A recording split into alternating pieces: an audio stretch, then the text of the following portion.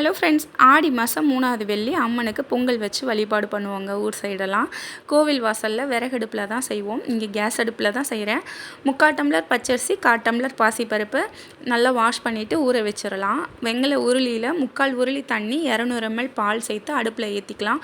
பால் பொங்குனதுக்கப்புறம் ஊர் பக்கம்லாம் குலவை விடுவாங்கங்க. இங்கே நமக்கு அதெல்லாம் தெரியாது. பால் பொங்குனதும் கொஞ்சமாக அந்த கரண்டியில் ஒரு 3 கரண்டி அளவுக்கு எடுத்து வச்சுட்டு நம்ம அரிசியும் பருப்பையும் அதில் போடலாம்.